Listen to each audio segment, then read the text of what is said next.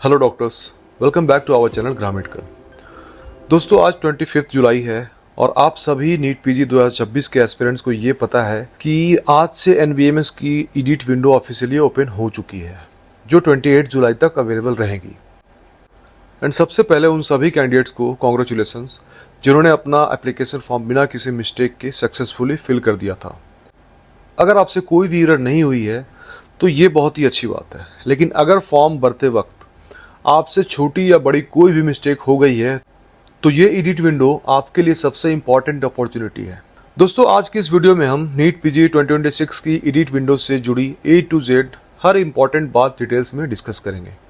हम बात करेंगे कि कौन कौन से फील्ड को आप एडिट कर सकते हैं, कौन कौन से फील्ड परमानेंटली नॉन एडिटेबल है, और अगर नॉन एडिटेबल फील्ड में भी आपसे मिस्टेक हो गई है तो आपके पास अब क्या ऑप्शन बचते हैं, कैटेगरी चेंज करने पर एडिशनल फीस कब देनी पड़ेगी, और कौन से मिस्टेक एग्जाम के दिन या काउंसलिंग के टाइम सबसे बड़ी प्रॉब्लम क्रिएट कर सकती है।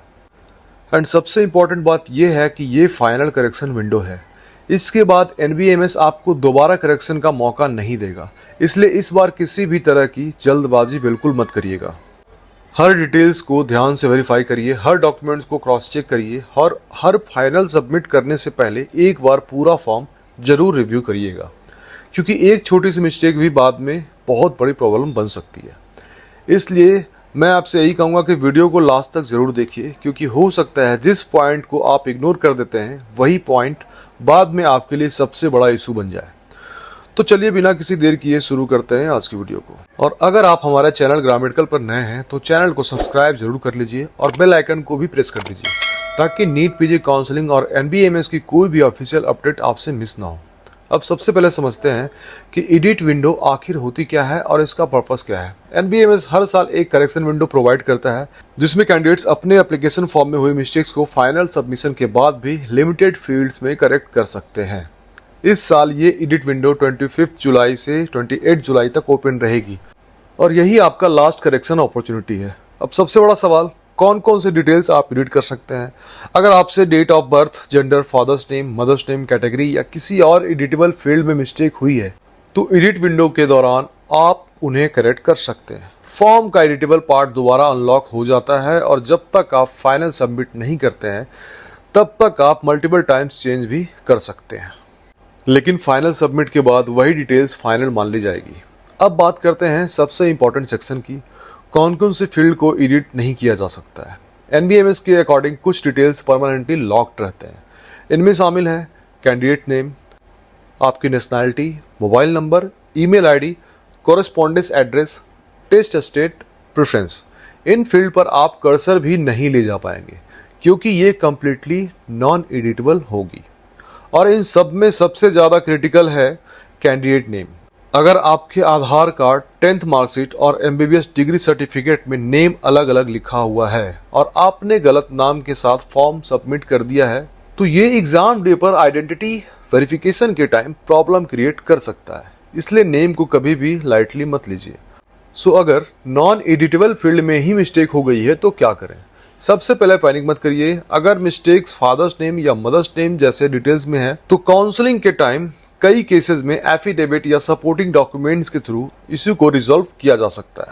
लेकिन अगर कैंडिडेट नेम में मिस्टेक है तो सिचुएशन काफी सीरियस हो सकती है, क्योंकि नेम करेक्शन का ऑप्शन अवेलेबल नहीं होगा। इसलिए अगर नेम से रिलेटेड इशू है तो ऑफिशियल एनबीएमएस नोटिफिकेशन को ध्यान से पढ़िए और आगे जरूरत हो तो तुरंत एनबीएमएस हेल्प डेस्क से कॉन्टेक्ट जरूर करिए। सो अब बात करते हैं कैटेगरी चेंज के बारे में। ये पॉइंट बहुत सारे कैंडिडेट मिस कर देते हैं। कई स्टूडेंट्स स्टेट ओबीसी होते हैं लेकिन सेंट्रल ओबीसी लिस्ट में उनका नाम नहीं होता है, और ऐसे में अगर उन्होंने गलती से सेंट्रल ओबीसी सेलेक्ट कर दिया है तो एडिट विंडो में उसे जनरल कैटेगरी में चेंज करना पड़ेगा। और अगर आप हायर एप्लीकेशन फी वाली कैटेगरी में स्विच करते हैं तो एडिशनल फीस भी आपको पे करनी पड़ेगी। ध्यान रहे, अगर आपने पहले ज्यादा फी पे की थी और बाद में लोअर फी कैटेगरी चूज करते हैं तो उसका रिफंड जनरली नहीं दिया जाता है। इसलिए कैटेगरी सिर्फ डॉक्यूमेंट्स और एलिजिबिलिटी वेरीफाई करने के बाद ही चेंज करना है आपको। अब एक और इम्पोर्टेंट बात यह है कि अगर आपके फॉर्म में कोई भी मिस्टेक नहीं है तब भी एक बार लॉगिन करके अपना एप्लीकेशन जरूर चेक करिए। सिर्फ 2 मिनट लगेंगे, लेकिन आप कंप्लीटली सेटिस्फाई हो जाएंगे कि सब कुछ सही है। अब एक कॉमन क्वेश्चन ये है कि क्या एडिट विंडो में सिर्फ एक बार ही करेक्शन कर सकते हैं? तो ऐसा बिल्कुल नहीं है। जब तक आप फाइनल सबमिट नहीं करते हैं तब तक आप मल्टीपल बार चेंजेस कर सकते हैं। इसलिए पहले करेक्शन करिए अच्छे से, फिर पूरा फॉर्म रिव्यू करिए।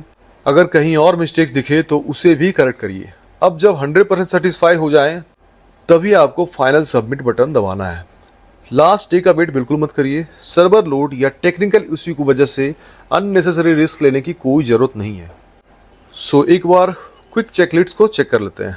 लॉगिन जरूर करिए, हर पर्सनल डिटेल्स वेरीफाई करिए, एडिटेबल फील्ड्स में रिक्वायर्ड करेक्शन करिए, कैटेगरी डॉक्यूमेंट्स के अकॉर्डिंग ही चूज करिए। फाइनल सबमिट करने से पहले पूरा फॉर्म एक बार दोबारा चेक करिए और याद रखिए 28 जुलाई के बाद करेक्शन का कोई और मौका नहीं मिलेगा शायद आपको, इसलिए इस अपॉर्चुनिटी को बिल्कुल भी वेस्ट मत करिए। और अगर वीडियो आपको हेल्पफुल लगी हो तो लाइक जरूर करिए, अपने दोस्तों के साथ शेयर करिए और चैनल को सब्सक्राइब करना बिल्कुल मत भूलिए। और मैं मिलता हूं आपसे अगली important NEET PG counselling update के साथ। Thank you.